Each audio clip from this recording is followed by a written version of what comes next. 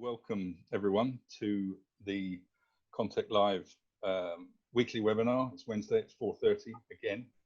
And my name's Clive Snell, I'm the MD of Contact Live. I'm delighted to introduce Sam Herbert. Sam is a really good friend of Contact. He's one of our co-chairs for our main event, and he's the co-founder and MD of 67Bricks. 67Bricks are a leading publishing platform provider and software developer.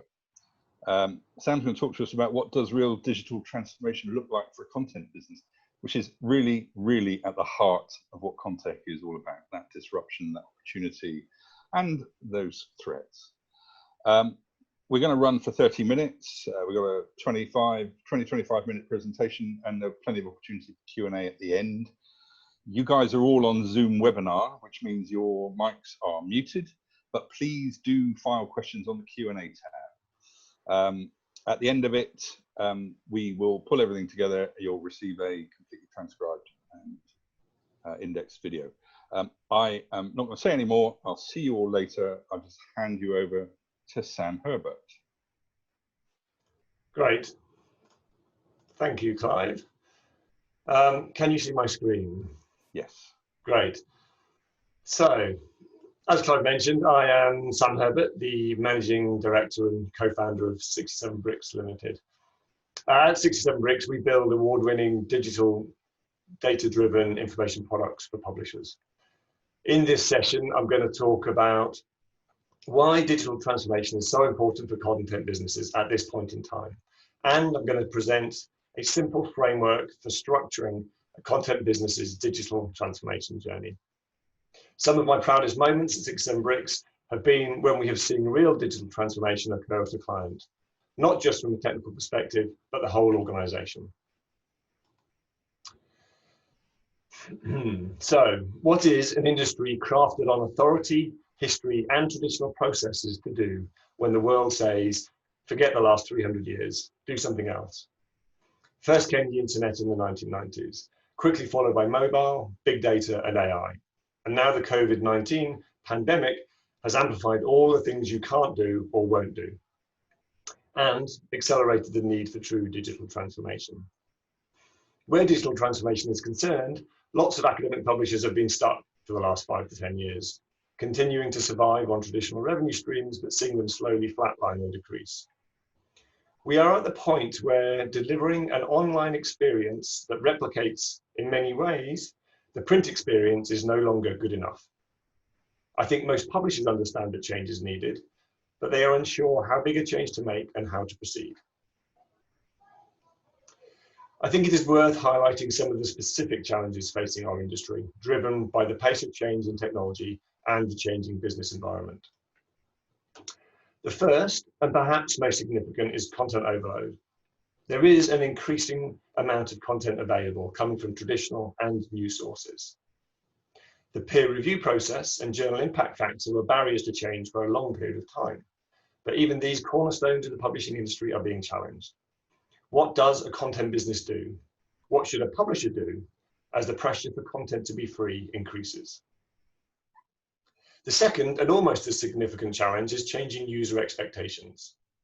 Our industry no longer lives in a bubble. Everything that we do, all of the ways we interact with users, is being compared to the kinds of experiences users have with companies like Google, Amazon, and Apple. Our users still experience poor search results, slow response times, big access problems. This is driving users to other channels to find content. So leading on from the first two challenges are distribution disruptors like Google Scholar and Sci-Hub. Many publishers tell us that the significant user behavior they see on their platform is that users land on the content page, download the content, and leave again.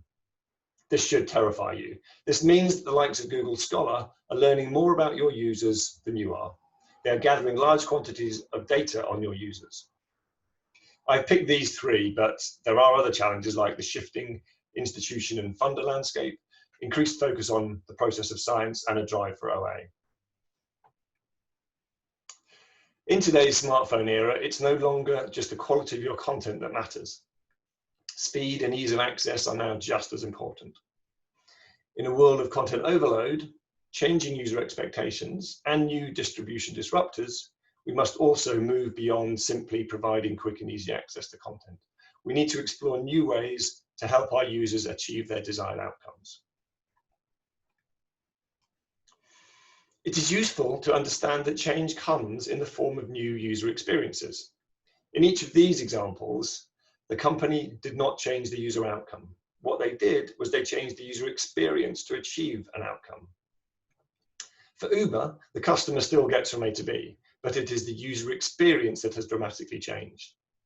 For Google's early use case, the user found information on a company, but they enabled the user to do it in a dramatically different way, compared to using, for example, Yellow Pages.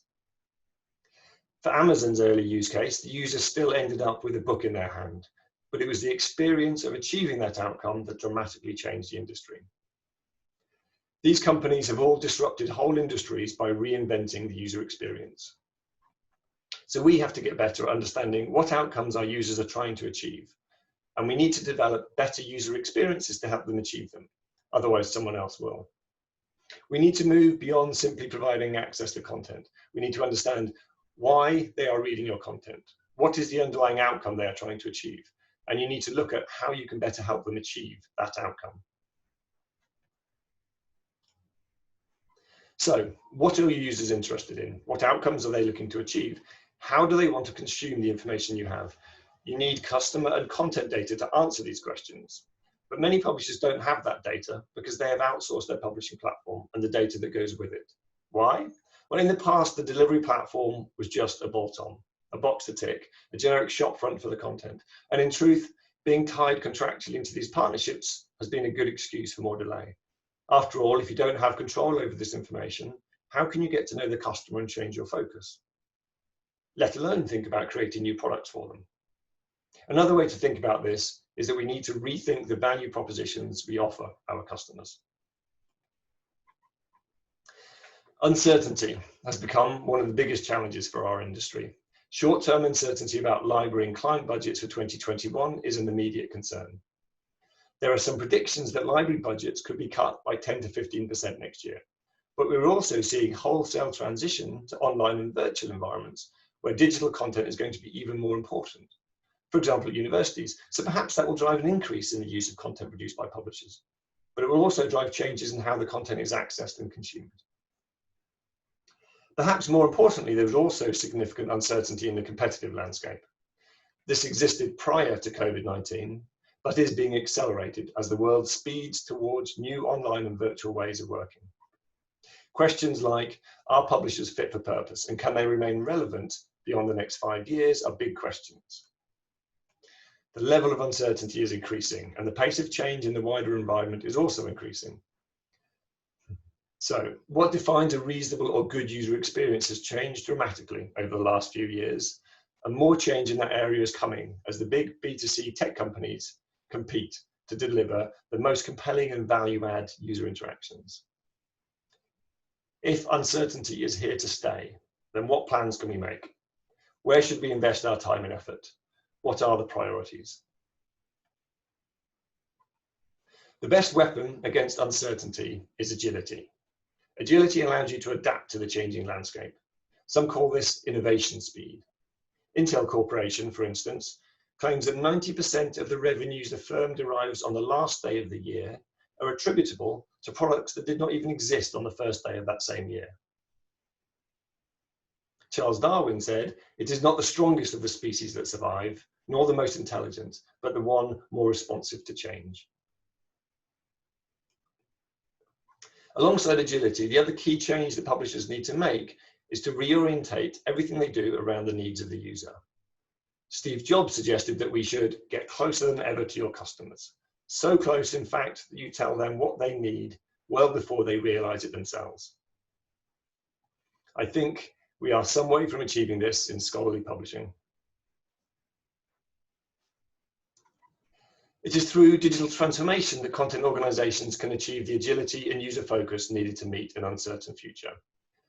We do not know what the content industry will look like in 5 years' time, but if you have agility and a laser focus on the user, then you can adapt as the environment changes to make sure that your value propositions match the needs of your users.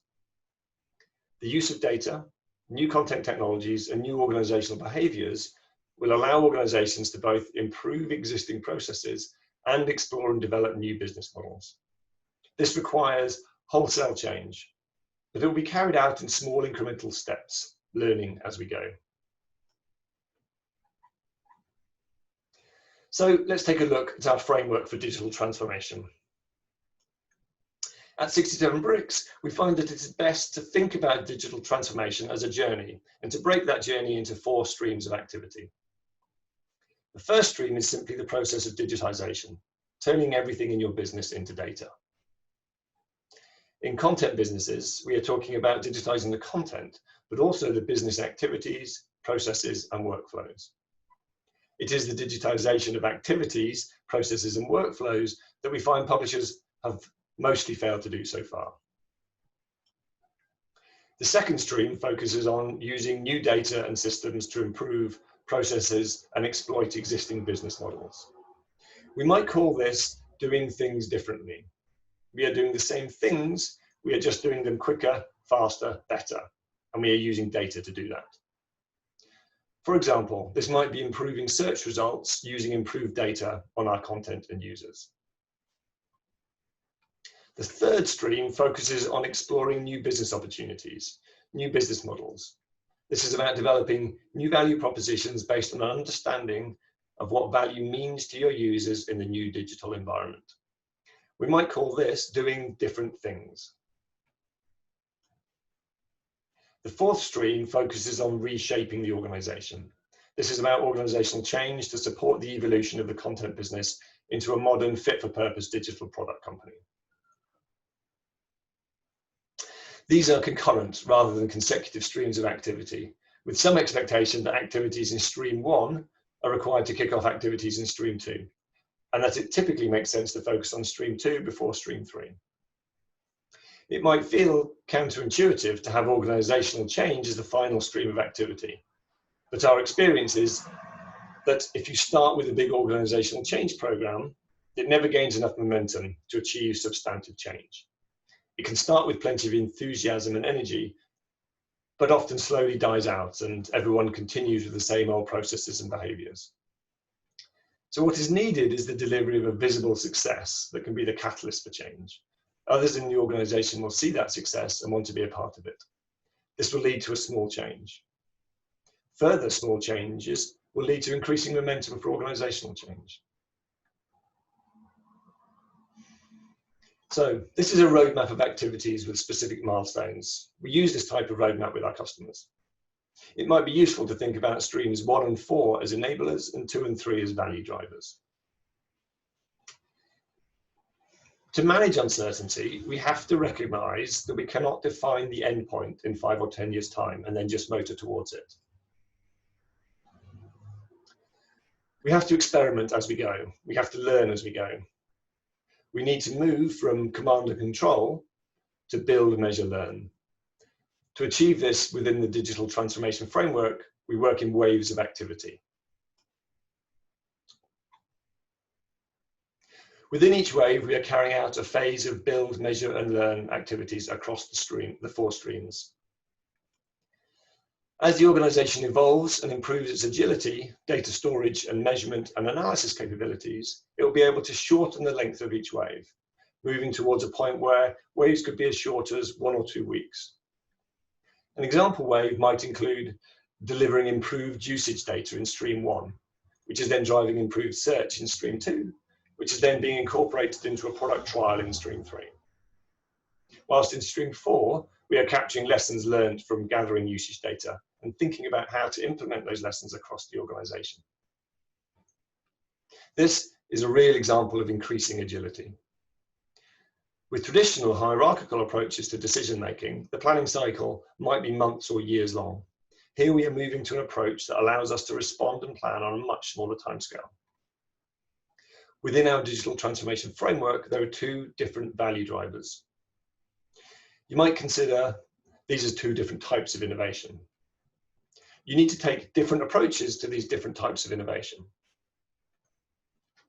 One is about extending the lifetime of the current products and associated business models. The other is about identifying new products, new revenue streams, new business models.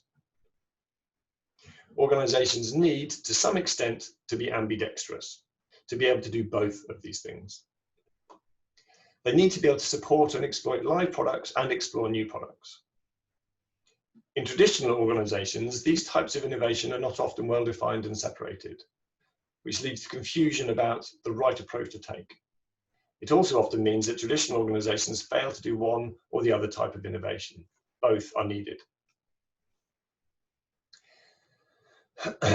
On screen is a simple, well-known model we use for managing a portfolio of business models. In the top right, we have some business models that are live. We're aiming to extend the lifetime value of these business models. In the bottom left, we have business models that we are exploring and getting ready to move to live. Here we are aiming to reduce the risk of failure and increase the expected return. Each of these dots has an associated business model with a specific value proposition.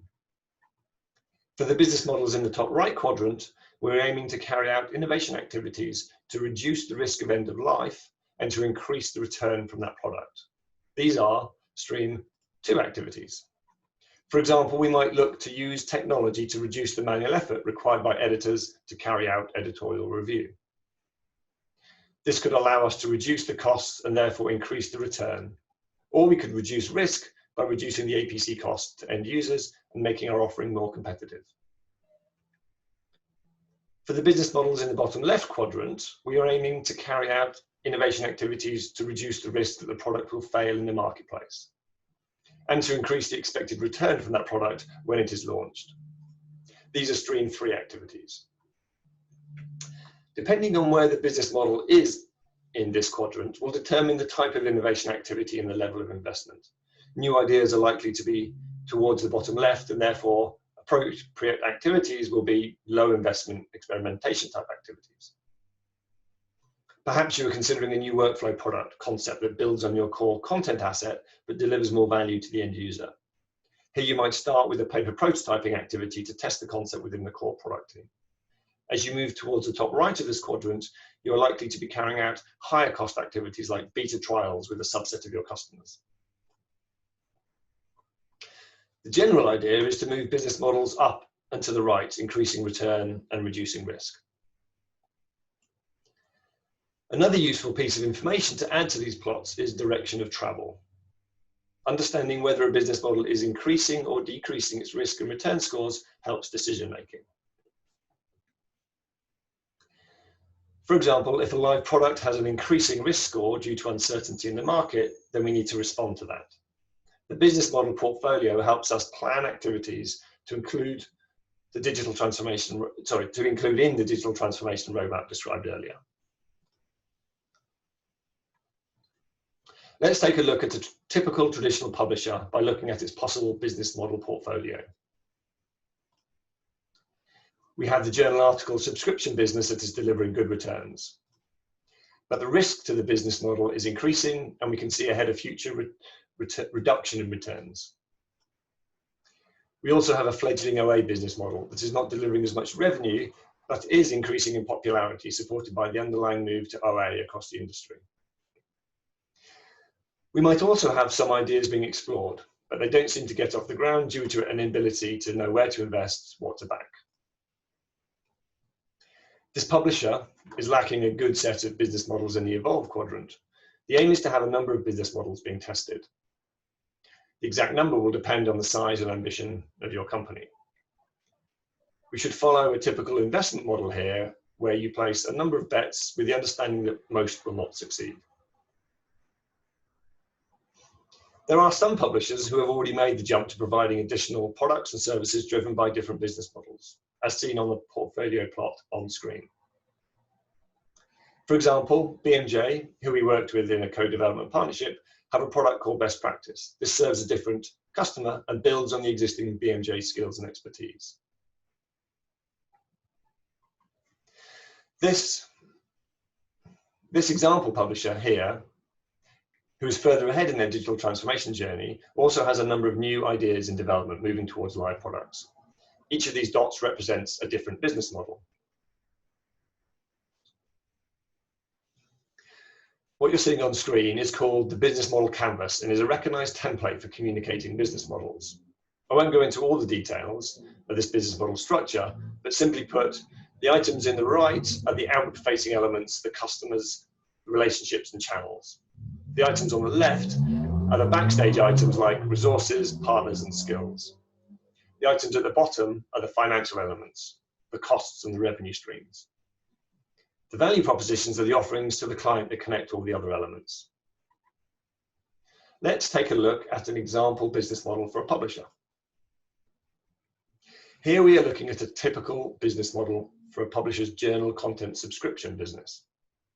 Having documented the business model, we can then interrogate it to identify strengths and weaknesses, opportunities and threats. This helps us plot trajectory on the portfolio, and it helps us identify areas where improvements are needed. Here we see there are threats to both of the value propositions, the publishing platform and the subscription revenue stream. We also see there are strengths in customer relationships and key activities. We would then identify a set of specific activities to tackle the weaknesses and threats and build on the strengths and opportunities. These activities are then fed into the digital transformation roadmap described earlier. But what direction should you take your products in, and which new features should you implement? This is our product user value pyramid. Whether you're improving existing products or exploring and developing new products, our view is that you should be moving up the value pyramid. If you remain on the bottom 1 or 2 levels of the pyramid, you are directly competing with the likes of Google Scholar and Sci-Hub. But they have significantly more content than you, and therefore it is not a level playing field. Moving up the value pyramid allows you to leverage your strengths and mitigate the risks of the distribution disruptors. So the first 2 elements of the framework that we have covered today are about structure and process, essentially organizing activities. The second 2 elements are about defining which activities to carry out based on where you are. So what about those traditional definitions of publishing? Well, I think there is some good news. There is a union of the best of both that scholarly publishers can reach for. A combination of a desire to disseminate knowledge and retain scientific integrity and make brilliant digital products that delight users. Our team at 67Bricks would love to help you on your digital transformation journey. We provide a full-service product development partnership to help publishers build modern, data-driven information products that delight users. Kodak was once a great company with excellent prospects and memorable marketing slogans. For example, the Kodak moment. They filed for bankruptcy in 2012, having failed to spot the changes coming to their industry. The new Kodak moment is considered to be that moment when you realize that customer behaviors and preferences have changed so dramatically from your assumptions that it's too late to change. Our aim is to ensure that publishers do not find themselves in this situation. Digital transformation is the route to making that a reality. To finish, I thought I would end with a quote from David Warlock, a well-respected industry analyst. This quote is in response to a blog post I wrote for the bookseller covering this subject. You are defining the difference between going digital, making content available online, and being digital. Building your business as a digital workflow with the author-researcher experience at its center. How publishers react to this challenge is a matter of their survival. I couldn't agree more. Thank you for your time. I think we have some time for questions.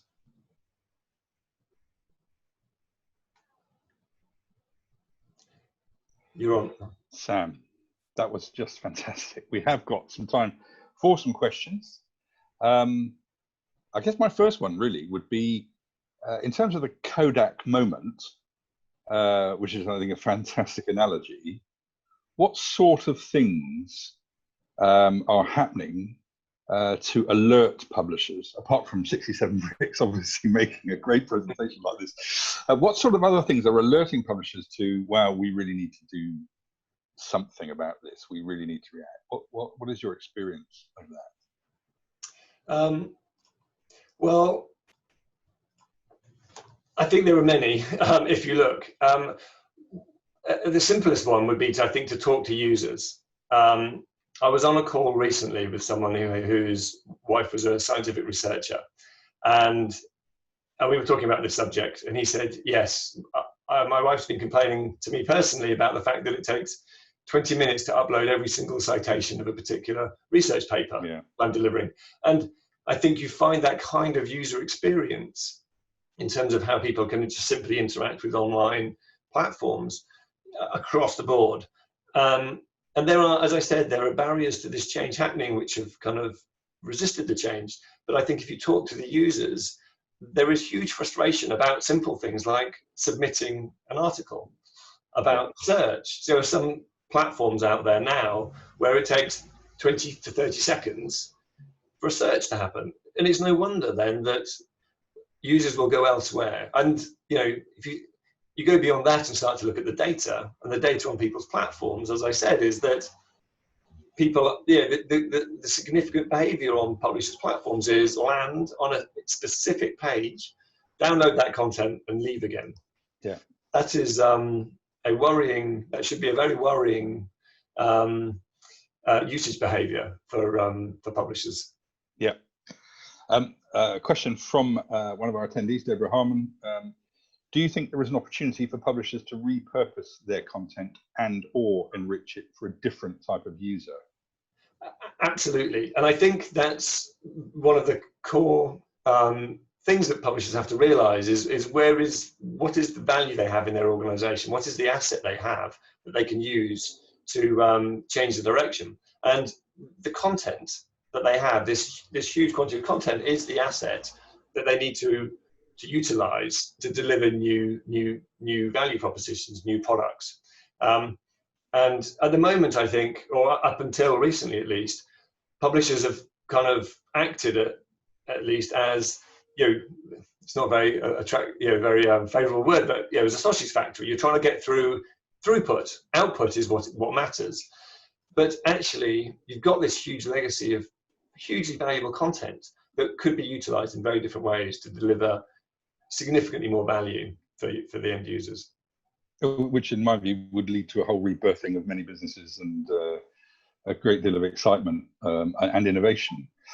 Without wishing to dwell on the negative, you did say there is some significant barriers to engaging with these types of projects. What would you summarize them being, the top 2 or 3 big barriers? So there's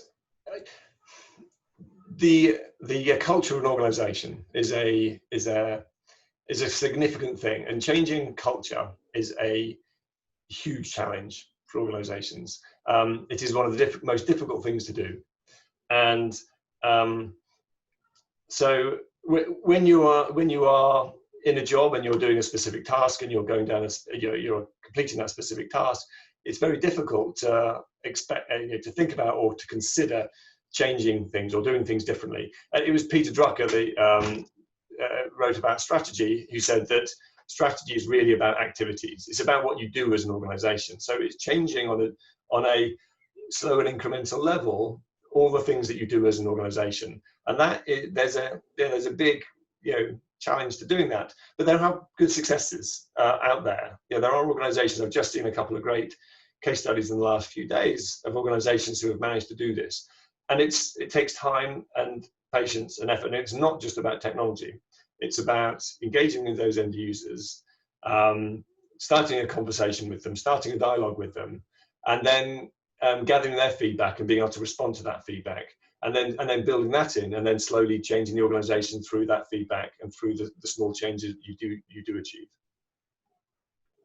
I sense that you feel there's quite a lot of wide variation of ambition to sort of really tackle some of these issues. Do you think that that is a kind of a random thing, or do you think that's to do with industry, organization size, or marketplace, or is it just, you know, we've just got to get people into this groove? That's a good question. Because you see some large organizations making substantial changes and achieving, and you also see some very small organizations achieving change. I think it's got to be led from the top. There has to be someone at a very senior level who has decided that change is needed, that the warning signs are large enough and big enough to mean that change is absolutely essential. So I think that is probably one of the key determinants of whether this actually works. And, you know, driven from the top, but then also a willingness to, and interestingly, a willingness to then give up that command and control mentality, the hierarchical approach to decision making. So I think there is also an element of, you know, are people actually seeing the signs? And if you're a particular organization and you're particularly suffering, then you obviously you will look for the signs more openly. And if some of those institutional kind of barriers to change are still there, and you're not necessarily seeing the signs yet, then you're less likely to act. But I think we're at the point now where even some of the organizations who we were speaking to 5 or 10 years ago who were saying this just isn't important. You know, it is all about the content. It doesn't really matter about, you know, people will find the content if you produce the right content. I think even those organizations now have realized that that isn't the case anymore. Fascinating stuff. Absolutely fascinating. This is obviously an area very close to my heart. I'm very enthused by the whole discussion. I think your presentation, the detail and the approach is equally fascinating. I could talk all night. We've actually run out of time. But thanks, Sam, for that. Fantastic. And for the people that have joined us, we will be looking with Contact Live at all of these issues throughout this year, and culminating in November with our recently announced main event. And one of the things that I know Sam is going to hopefully talk to us about then will be what do publishing businesses look like in 2030. And I'm really, really excited by that too. So do stay tuned with us. Thank you, Sam. Excellent presentation. Everybody, you will get access to the video transcribed and indexed very, very soon, hopefully 24 hours. And hopefully you can take a closer look at that to absorb some of that material. Just remains for me to actually say next week's webinar is very detailed on this subject. We're looking at using AI to enhance speed and precision of biomarker discovery with Dale Morgan from Wiley and Vatsal Agarwal, who's the VP of AI and Computational Linguistics for Innoplexus. So that's us at 4:30 next Wednesday, as usual. Once again, thank you, Sam. Fabulous presentation. And we look forward to discussing it more and seeing more of it as the next few months unfold. Thanks, everyone. Thanks for attending. Goodbye.